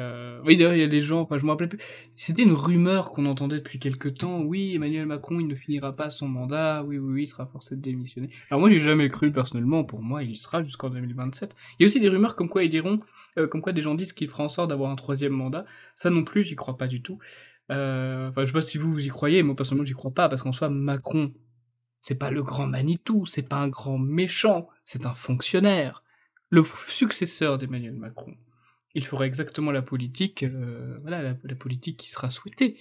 Autrement dit, Emmanuel Macron n'a pas le pouvoir de se procurer un troisième mandat, et il n'y a pas non plus de logique à penser qu'il ne finira pas son mandat. C'est mon opinion, mais évidemment, vous pouvez ne pas être Mais d'accord. là, vous touchez du doigt le problème principal du complotisme, c'est qu'il est incapacitant. Les complotistes sont incapables d'imaginer qu'un être humain, aussi puissant que soit-il, il n'a que 24 heures dans une journée et il doit dormir un peu. Et c'est très incapacitant de se dire que de toute façon, tout est foutu, ils maîtrisent tout, ils vont nous avoir. Ça fait 20 mois, 30 mois qu'on dit qu'il va être destitué, il n'est pas destitué, il est beaucoup trop fort. Le complotisme est une plaie. Est une plaie, il faut vraiment s'écarter de ces gens-là. Il y a des gens qui en sont vraiment adeptes, qui annoncent limite des putschs de l'intérieur tous les 4 matins. Je pense à des Florian Philippot, à des Asselineau par exemple. Gardez-vous de ce complotisme-là, gardez-vous de toutes les opinions incapacitantes. Ce petit message que je voulais faire passer, auquel m'a fait penser votre intervention. Oui, c'est vrai, c'est vrai, c'est vrai. Enfin bref, de toute façon, comme je l'avais dit, je crois, dans une interview, il n'y aurait pas autant de théories du complot aussi populaires si l'État était à minimum bienveillant ou transparent. Puisque l'État n'est ni bienveillant ni transparent, je ne peux pas, comment dire, m'étonner de voir la multiplication de théories du complot sur absolument tous les sujets. Ah oui, alors je sais pas si vous avez vu, vous vous rappelez de la vidéo du boulanger que je soupçonne être un métalleux d'ailleurs, parce qu'il y a le logo de Rammstein dans sa boutique, le boulanger qui avait rejeté un arabe qui l'avait agressé. Il y avait un arabe qui était venu, enfin je crois qu'à la base déjà il s'était interposé dans une altercation, dans une agression, puis l'arabe est revenu avec une carabine, et le boulanger il lui a foncé dessus et il a dégagé l'agresseur en question. Eh ben, sachez que cet agresseur a été condamné. Voilà, la justice parfois peut être rapide. Il a été condamné, attention, tenez-vous bien, à 6 mois de prison. En sachant qu'il faudrait demander à Pierre Nicolaus, mais je crois que les peines de prison de moins d'un an ne sont pas exécutées. Ou enfin, c'est chez soi avec un bracelet électronique. Elles ne sont pas exécutées en cellule parce qu'il y a un problème de place en prison. Oui, ça vous paraît suffisant, Victor, comme peine? Non, et je voulais juste rebondir, oui, sur l'application des peines, c'est-à-dire qu'on passe devant un juge d'application des peines, un JAP, et dans beaucoup de cas, il me semble que c'est même jusqu'aux peines qui sont en dessous de 2 ans, il y a des aménagements. Voilà, bracelet électronique, travaux d'intérêt général, il y a des modalités autres que l'emprisonnement qui sont choisies en raison de la crise, de la surpopulation carcérale. Forcément, on ne construit pas de prison parce que c'est impopulaire, ça fait droit tard.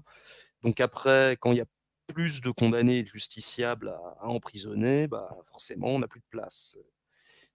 La France a besoin, à l'heure actuelle, de construire des prisons.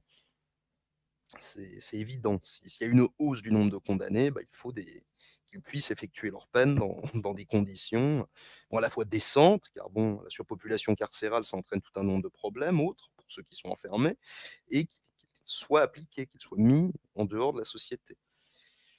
Mais bon, bref. Ouais, tout à fait, tout à fait. Moi, on me dit dans mon oreillette, la régie me dit qu'il y a eu un mandat de dépôt et que donc il va bien en prison les 6 mois. Mais autant pour moi, parce que, oui, C'est pour C'est ça que du c'est cas par important. cas, c'est du cas par cas, ça. C'est du Et cas des par fois, le cas, juge voilà. prononce un mandat de dépôt, ce qui signifie que l'appel n'est pas suspensif, donc que vous allez en prison entre la première instance, l'appel, et différentes voies de recours. Mais je sais qu'il y en a, ils vont en prison que la nuit, par exemple, et de 9h enfin de 8h à 20h ou de 9h à 19h, je sais plus, ils sont libres. Enfin, c'est du cas par cas. C'est pour ça, vous voyez, connaître la loi. On dit nul n'est censé ignorer la loi, mais connaître la loi, c'est un métier, c'est être juriste. C'est pour ça que j'ai mis des pincettes en disant, il me semble qu'il peut y avoir des aménagements pour les peines de moins d'1 an. Mais a priori, lui, il va en prison. Il va en prison. Mais je sais qu'il y a des peines, voilà, comme ça. C'était Clash of Jackie, Lilian Schaff, qui avait été condamné à de la prison aussi, et lui, c'était que la nuit. Bah, du coup, les matins, il repartait, il faisait sa vie, et il revenait le soir. Il fallait surtout pas être en retard dans ces cas-là, vous imaginez bien. Il n'y avait pas d'excuse de le métro est en panne, hein. C'est là, c'est la police qui vient nous cueillir à ce moment-là. Alors, actualité suivante, si vous le voulez bien. Ah oui, alors Bruno Héroux, je profite de vous avoir avec moi pour vous poser cette fameuse question, parce que là actuellement nous sommes le 12 juin, n'est-ce pas, 2025. Est-ce que pour vous, le 6 juin 1944 a vraiment été une libération pour vous et pour la France? Non, je donnerais à cet événement le nom que les Américains lui donnent. Les Américains appellent ça l'invasion de la Normandie, et ça me paraît beaucoup plus correct que ce terme un peu bizarre de simple débarquement. Pour le Normand que je suis, pour le Normand enraciné, pour le Normand nationaliste, et bien, et pour le Normand pétainiste d'ailleurs, c'est se rappeler un drame que de se rappeler du 6 juin. On voit souvent dans les livres d'histoire et dans les reportages les villes rasées. Il faut savoir que les Allemands n'ont pas rasé de ville en France. Les villes ont été rasées par les Alliés et la Normandie a été rasée, Caen a été rasée par les Alliés dans les préparatifs et dans la suite du 6 juin, de l'invasion de la Normandie, qui a été une catastrophe pour les Normandes, pour certains Normands. Et je peux pas trop développer ma pensée puisque sur ce sujet, la loi est très stricte. Il faut soit être pro-soviétique, pro-juif et pro-américain, soit être en prison. Donc je vais arrêter là. Mais voilà, le 6 juin est un jour de deuil et je méprise sans limite les Normands qui font la fête chaque 6 juin. Ils ont rasé la Normandie. Ces gens-là ont rasé la Normandie, ils ont violé des Normandes et ils ont viré ils ont putché un gouvernement légitime qui était le gouvernement du maréchal Pétain, un gouvernement légitime et légal. Ils ont putché ce gouvernement et on vit toujours aujourd'hui en 2025 dans un régime putschiste, puisque le dernier gouvernement légal, si on veut être formel, c'était celui du maréchal Pétain. Et vous aussi, Victor, vous êtes normand. Je vais vous laisser prendre la parole. Tout à fait. Je complète ce que dit, je m'aligne absolument sur ce que vient de dire Bruno, et je le compléterai, car il a parlé des Normands qui fêtent le 6 juin. Alors, déjà, ils ne sont pas si nombreux que ça. Et ce qui est intéressant, c'est que cette notion de festivité autour du 6 juin 44 est une construction récente. Les personnes âgées en Normandie n'ont pas gardé un mauvais souvenir de l'occupation. Les Allemands se tenaient plutôt bien en Normandie. Il y a eu, d'ailleurs, en tout cas, moi je viens de la basse Normandie, une résistance relativement faible. Et au contraire, le débarquement, bah voilà, ça a été des villages et des villes entières rasées par des bombardements indiscernés. Rappelons que par exemple la ville de Caen a été détruite à 96% pendant le débarquement. C'était pas une ville de garnison, hein. Il n'y avait pas beaucoup d'Allemands là-bas.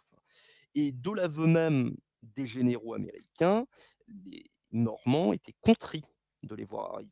C'était pas des grandes réjouissances, des embrassades, comme on voit dans des films stupides, là, comme Le Jour le plus long, on voit Bourville arriver en vélo, leur servir le cidre et tout. Enfin, c'était pas comme ça du tout dans la réalité. C'était des gens qui avaient été pour beaucoup privés de leur maison, bombardés, et qui ont vu arriver les gens qui se sont comportés bien plus comme des envahisseurs que les Allemands ne l'avaient fait pendant 4 années d'occupation. Donc, prudence sur ce sujet, car comme l'a dit Bruno, la loi est très stricte, mais les Américains n'ont pas été délibérateurs, loin de là, et de leur aveu même, le projet était de faire de la France une colonie américaine, ce qu'ils ont en partie réussi à faire malheureusement. D'ailleurs, enfin, moi je suis pas là pour minimiser, bien évidemment, la résistance. Je suis pas là pour minimiser non plus tout ce qui peut être lié à la victoire de la France sur l'Allemagne pendant la Seconde Guerre mondiale, mais moi je trouve ça un peu fort de café qu'on me dise que c'est grâce aux Américains, que c'est grâce à la résistance que les Allemands ont reculé. J'aurais quand même plutôt tendance à penser et à croire que c'est parce qu'il y a eu des tanks russes qui roulaient sur Berlin que les Allemands se sont enlevés de la France. Enfin, je sais pas, ça me paraît du bon sens. Oui, C'est logique. c'est la grande marotte de quelqu'un que je connais, qui est un écrivain, qui écrit beaucoup sur ce sujet-là, en Normandie, et de dire, voilà, la bataille de Normandie a été en réalité gagnée à Minsk. Elle n'a pas été gagnée dans la poche de Falaise ou à Omaha Beach, elle a été gagnée par les Soviétiques, ce qui n'est pas totalement faux.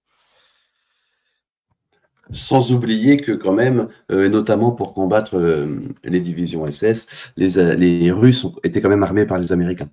Donc c'est un peu plus équilibré, même si l'essentiel du sacrifice, évidemment, est soviétique.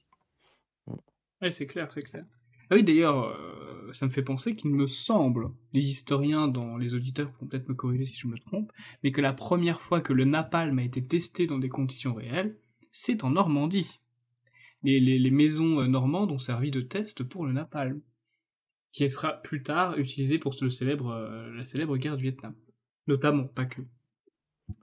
Oui, je ne sais pas si c'est du napalm ou des bombes au phosphore, mais en tout cas, oui, il y a des engins incendiaires qui ont été testés en Normandie pour la première fois, avec des conséquences dramatiques sur les populations civiles, l'environnement, enfin.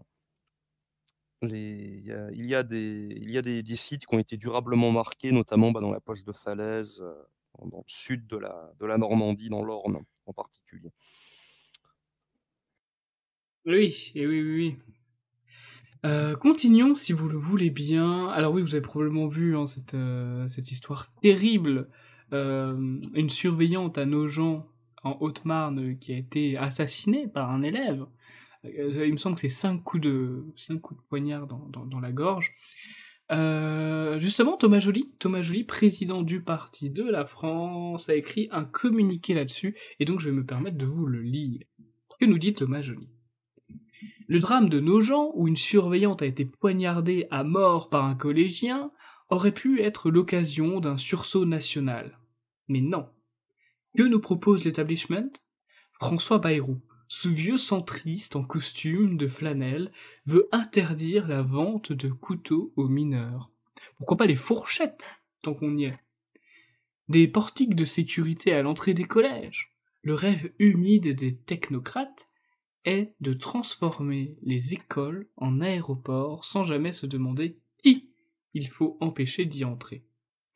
Emmanuel Macron, de son côté, nous gratifie de sa trouvaille géniale, interdire les réseaux sociaux avant 15 ans, comme si TikTok poignardait des surveillants dans les couloirs des collèges, comme si le problème était le contenu et non ceux qui le consomment. Et certains médias dégainent leurs vieux disques rayés, les jeux vidéo, le coupable parfait depuis des décennies. Tout cela suinte le boomerisme, l'aveuglement confortable de ceux qui refusent de voir ce que le peuple vit. La vérité est brutale. On récolte ce qu'on l'a semé. L'effondrement de l'autorité, l'idéologie de l'excuse, le refus obstiné de nommer les coupables. Il ne suffit plus de pleurnicher. Il faut un retour à l'ordre réel. Maison de correction pour les mineurs délinquants, et les mêmes peines que pour les adultes, pour les mineurs criminels. Assez de cette indulgence délirante qui transforme les gamins ensauvagés en victimes du système. Et surtout, il est temps d'en finir avec le mensonge du vivre ensemble. Une remigration massive des populations inassimilables est désormais une condition de survie pour la France. L'insécurité chronique n'est pas un phénomène naturel, elle a des causes, et elle a des visages. Quentin, le meurtrier de Mélanie, ce psychopathe devrait être définitivement écarté de notre société, même s'il n'a que 14 ans. Pas question de réinsérer un tel monstre, ni demain, ni après-demain. C'était le communiqué de Thomas Joly, président du Parti de la France. Ah je vois que Victor a perdu son statut d'intervenant, voyons donc. Je vais lui rendre, le pauvre Victor, alors. Alors Victor, l'actualité vous a effrayé? Je peux comprendre. Je peux comprendre. Oui, j'avais fait un sondage d'ailleurs sur mon journal Facebook parce que les jeux vidéo rendent violents. Je ne sais pas. Quelle connerie, quelle connerie. Pour moi, les jeux vidéo ne rendent pas plus violents que n'importe quel autre média. Et ce n'est pas, voilà, ce n'est pas il y a aucun cas recensé réel de quelqu'un de sain d'esprit qui a commis un meurtre à cause des jeux vidéo. Les seuls cas que les médias ont pu mettre en avant, c'est des gens qui avaient des troubles mentaux de base, qui avaient une éducation catastrophique et qui de toute manière étaient violents sans les jeux vidéo. Enfin bref, c'est pas sur le jeu vidéo le débat. Vous, Bruno Héroux, vous souscrivez à tout ce qu'a dit Thomas Joly concernant, voilà, ça sert à... Enfin là, c'est de la posture, finalement. C'est comme mettre l'uniforme à Abdel pour plus que Abdel soit inassimilable. C'est des réformes de posture, ce que propose Bayrou et Macron. On est d'accord, interdire les couteaux et, Mais bien, mais bien sûr. et des Interdire portiques. les couteaux, comme s'ils pouvaient pas en trouver dans la cuisine chez leurs parents. Enfin bref, oui, je suis complètement d'accord avec ce communiqué. En fait, ils peuvent pas dire autre chose ces gens-là parce que s'ils disent autre chose, ils se dédisent, ils dénonceraient leur propre politique s'ils disaient autre chose que cela. Les fouilles dans les sacs, les portiques à l'entrée des écoles et tout, c'est des petites frontières qu'on impose aux honnêtes citoyens parce que l'État refuse la grande frontière, refuse de trier les visiteurs de la France à l'entrée du territoire. Et parce que trier, c'est choisir, et c'est parfois choisir de dire non. Non, tu ne rentres pas, tu es un psychopathe dans ton pays, tu es un paria dans ton pays, tu étais un tolard dans ton pays, ta prison a été éventrée par un obus, du coup te voilà ici. Mais voilà, en termes immigration, sécurité, tout est lié, ils peuvent rien faire parce qu'ils vont se dédire en ce qui concerne, au-delà du cas de l'immigration, en ce qui concerne l'insécurité de chez nous, elle doit être réprimée sans aucune tolérance. C'est la fameuse tolérance zéro qu'on nous a toujours promis qu'on n'a jamais vue. Mais la sauvagerie est inacceptable. Il faut se protéger des sauvages, d'où qu'ils viennent, et y compris ceux qui viennent d'ici. Et c'est la moindre des choses. Mais toutes ces choses qu'on met en place, c'est pour fuir les problèmes d'éducation, les problèmes d'abrutissement, les problèmes d'immigration aussi, le problème des messages qui sont véhiculés. Là, je viens d'apprendre à l'instant que Alex Hitchens, l'influenceur, vient de se faire fermer son compte TikTok. Par contre, pendant ce temps-là, des rappeurs peuvent enseigner la haine de toute une partie de la population à plein de gens. Et ça dépasse le cadre de l'immigration. On sait qu'il y a énormément de blancs, de Français de souche, comme on dit, qui sont complètement perméables à ces discours violents anti-français, anti-adultes, anti-parents, anti-autorité, anti-policiers, etc. Donc, ils sont obligés de faire des mesurettes parce que si vous voulez faire autre chose que des mesurettes et s'attaquer vraiment aux causes des problèmes, eh bien, ils iraient contre leur propre politique. Donc, c'est dramatique parce que cette façon de louvoyer, cette façon de rester toujours dans le flou et dans l'accessoire, eh bien, ça coûte des vies. C'est une politique qui est littéralement criminelle. Oui, tout à fait. Tout à fait. D'ailleurs, je fais une petite parenthèse sur Hitchens. Effectivement, vous avez raison, son compte TikTok a été banni depuis 2 heures, donc c'est vraiment tout récent. Et c'est intéressant parce que j'ai remarqué que TikTok était probablement aujourd'hui le réseau social le plus restrictif. Vous n'êtes pas sans savoir que le Parti de la France est sur tous les réseaux sociaux et que nous avons connu évidemment des bannissements sur chacun des réseaux. Mais depuis quelques années, ça stagne, ça stabilise, on arrive à rester sur les plateformes, à l'exception de TikTok. TikTok est la seule plateforme que j'ai dû gérer en tant que directeur de la communication où notre compte a été suspendu définitivement. 650 000 abonnés quand même avec Hitchens, hein, ça fait mal, hein, c'est une source de revenus qui doit piquer. Mais bon, évidemment, on connaît. Alors oui, vous, Victor, le jeu vidéo rend violent? Non, enfin, c'est exactement les mêmes poncifs que quand on disait que qu'un certain cinéma ou qu'une certaine musique rendait violent, rendait décadent. Enfin, le problème n'est pas celui de la culture. Enfin, il y a un problème culturel, mais ce n'est pas celui du média ou de la consommation du média par un jeune public. C'est avant tout un problème d'éducation. Il est plus facile de pointer du doigt un coupable, comme par exemple le jeu vidéo. Et comme je le dis, c'est des pensifs, mais qui ont 20 ou 30 ans. Enfin, c'est des débats qu'on entend depuis la fusillade de Columbine en 96, quoi. c'est complètement hors d'âge, ce genre de remarques. Et c'est avant tout un souci d'éducation, l'affaire qu'il y a eu à Nogent-sur-Marne, enfin à Nogent, en Haute-Marne, département de la Haute-Marne, c'est pas à cause des jeux vidéo, c'est un problème de mentalité, d'éducation, de racaillisme mental. Enfin, le jeu vidéo n'a rien à voir là-dedans, vraiment. Oui, tout à fait. Tout à fait. Moi, ça me saoule qu'on attaque, qu'on s'en prenne de jeux vidéo. Voilà, qu'on dise que le jeu vidéo, c'est une activité d'adolescent et que ça, c'est un frein pour évoluer. Je peux tout à fait entendre et concevoir. Mais qu'on dise que ça rende violent, c'est vraiment basé sur rien du tout, quoi. D'ailleurs, les psychologues s'accordent même à dire qu'au contraire, le jeu vidéo, à l'enfance, si c'est bien utilisé, parce que c'est comme n'importe quel outil, ça peut avoir des usages bénéfiques. Mais bien évidemment, le jeu vidéo n'est pas obligatoire dans le développement d'un enfant. Attention, ne faites pas dire ce que j'ai pas dit. Mais en tout cas, c'est un outil. C'est un outil, c'est un média, je dirais même. Hein. Et c'est même le média le plus rentable et le plus, comment je pourrais dire, diffusé de l'histoire, finalement. En termes d'industrie. Mais bon. On n'est pas là pour philosopher sur le jeu vidéo, on est là pour parler d'actualité.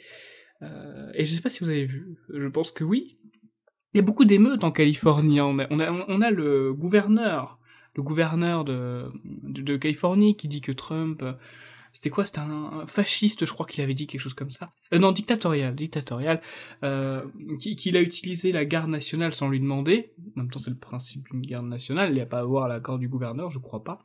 Et qu'il y a des émeutes en Californie contre la politique d'immigration de Trump.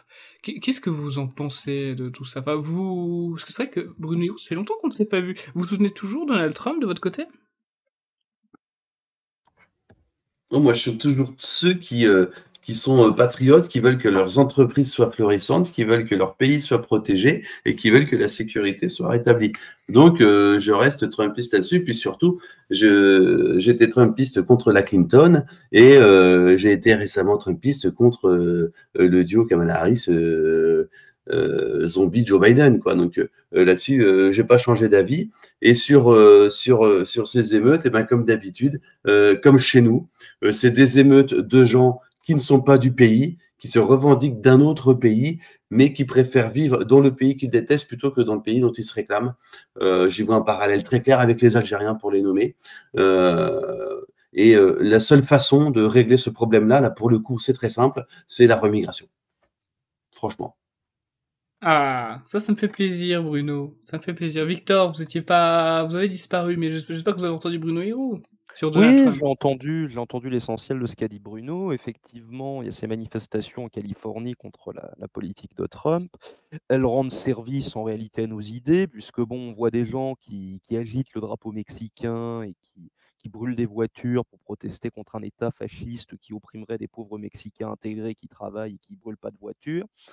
Donc bon, c'est contradiction s'il en est. C'est une démonstration de force, une volonté de montrer, c'est de la défiance de la part de populations qui n'ont rien à faire là vis-à-vis d'un État légal et légitime. Donc, un épiphénomène. Si c'est du même niveau, Bruno a très justement fait un parallèle avec les Algériens. Je rapprocherais même ça. Je sais qu'on n'aime pas les parallèles ici, mais bon, c'est à la mode malheureusement. Je rapprocherais même ça, par exemple, des émeutes de 2005 en France ou toutes celles qu'on a eues depuis. Enfin, c'est du même acabit. C'est de négation de l'état de droit, négation de la raison, de la raison du plus grand nombre sur la minorité. Enfin bon, c'est toujours pareil. Tout à fait, tout à fait. Écoutez, là, je suis en train de voir mes fiches, j'ai pas l'impression qu'il y ait d'autres actualités à traiter, si ce n'est que dimanche, vous aurez la joie de découvrir un tout nouveau concept qu'on lance sur notre chaîne YouTube. J'espère que ça va marcher, la chaîne YouTube du Parti de la France. Le concept, c'est très simple, ça s'appelle les 10 questions qui fâchent. C'est-à-dire que nous trouvons un invité, en l'occurrence, bah là, ce sera Thomas Joly, président du Parti de la France, et on lui pose les 10 questions qu'il veut surtout pas qu'on lui pose. C'est vraiment à l'encontre de ce qu'on fait d'habitude. Pendant les entretiens, on pose des questions pour que la personne se sente à l'aise et qu'elle puisse développer. Là, on va lui poser vraiment les questions qu'il veut surtout pas entendre, mais il sera obligé d'y répondre. Et on fera ça avec tout un tas d'invités. Vous imaginez les 10 questions qui fâchent avec un restaurant, ce sera amusant, Et le but, c'est tout simplement de permettre à l'individu, à la personne, à l'invité, de pouvoir s'exprimer sur un sujet qui d'habitude est un sujet qui est soit esquivé ou soit n'est pas mis en avant. Donc avec Thomas Joly, vous allez avoir du Frexit, vous allez avoir Israël-Palestine, la Russie-Ukraine, vous allez avoir tous les sujets qu'usuellement, on aime bien pas forcément éviter, mais en tout cas qu'on évite de lui poser, parce que ce sont des sujets qui fâchent. Donc rendez-vous dimanche 15 juin à 15h pour la première émission des 10 questions qui fâchent, avec comme épisode pilote Thomas Joly, président du Parti de la France. J'ai hâte de lire vos retours là-dessus, honnêtement. Un nouveau concept, ça peut être intéressant. Je crois pas que ce soit beaucoup fait, donc ça pourrait être... en tout cas, pas avec les invités qu'on va choisir. Donc ça va être très très très intéressant. Et bien évidemment, Bruno Héroux et Victor Jean de la Gilardet, je vous vois, vous allez passer à la casserole un jour, hein, vous inquiétez pas. Je n'en doute pas. J'ai hâte. D'ailleurs, Victor, il faudra qu'on fasse un entretien, d'ailleurs. Et un Fast and Curious, parce que je crois que tu ne vas pas passer Bien encore sûr. Fast and Curious. Eh oui. Non, ni l'un ni l'autre. Et ben on fera les deux. Même la semaine Oh, prochaine, c'est dispo. Même si, en ce moment, je trouve qu'il fait chaud. Entre 32 et 34 degrés, là, je trouve que c'est un peu abusé, là, en ce moment. Mais bon, ce n'est pas Nous la verrons. question. Oui, ça verrons. De toute façon, vous êtes en Normandie, vous, il fait jamais beau en Normandie. Disons que dans le pire des cas, il fait tiède. Il ne fait pas des chaleurs. Je vais venir en Normandie une semaine, hein, Victor, hein, j'ai besoin de fraîcheur. Hein. Tu es toujours le bienvenu. C'est gentil. Je dis Victor, mais Bruno aussi, vous êtes normand, de toute façon. Enfin. Tu es le bienvenu dans ce beau pays reconstruit. Eh ben écoutez, c'est formidable, c'est formidable. J'avais visité Rouen il y a quelques mois, c'était très joli, sauf la cathédrale. Elle est horrible, la cathédrale de... Je sais pas si c'est une cathédrale, mais si, il me semble que c'est la cathédrale. Non, c'est une église. L'église Sainte-Jeanne d'Arc. Ça vous parle, autant que Normand, l'église Sainte-Jeanne d'Arc, non, même pas? Ouais, mais c'est ultra moderne, ouais, bien sûr. Elle est horrible. C'est le drame de Vatican II. C'est l'église la plus laide que j'ai jamais vue. Hein. Hélas. Ah oui, les décorations à l'intérieur, le fait que la place soit, enfin, vous savez, comment on appelle ça, l'auditoire, enfin, les tribunes, ce soit du 360 degrés, les croix minimalistes, enfin, c'est beau, et même l'extérieur n'est pas très beau, mais l'intérieur, c'est encore pire. Oui, on dirait une secte religieuse ou un truc bizarre américain. Un truc protestant évangélique. C'est ça, ouais, c'est curieux. Non, c'était des choix horrible. architecturaux, comme le dit très bien Bruno, post-Vatican II, qui sont discutables. Horrible. Mais sinon, non, j'ai passé un bon moment sinon à Rouen, c'était sympa. J'avais vu un gros horloge, je crois que vous dites un horloge. Enfin, vous êtes pas Rouennais, mais Rouennais, ça se dit, ouais. Oui, un gros horloge, enfin bref. Très très joli Rouen. Bref, moi je vous dis rendez-vous la semaine prochaine pour un nouvel épisode du Forum du Parti de la France. Suivez Victor et Bruno sur les réseaux. Bien évidemment, ils m'enverront en privé les liens qu'ils veulent que je mette dans la description de la rediffusion et ce sera fait. Merci beaucoup Bruno Héroux, président du Mouvement National Catholique, d'avoir accepté mon invitation. Eh bien, merci beaucoup, c'était un plaisir. Et merci également Victor, adjoint du délégué général du Parti de la France, d'avoir participé à cette émission sur Israël-Palestine, Niki pas, pour rappeler la position du Parti de la France. Un plaisir comme toujours, Alexandre. Une excellente soirée à tous nos auditeurs. Excellente soirée à tous les auditeurs, et évidemment, ne ratez pas le rendez-vous de dimanche 15h pour les 10 questions qui fâchent. Et moi je vous donne rendez-vous la semaine prochaine pour un nouvel épisode du Forum du Parti de la France. Allez, salut tout le monde!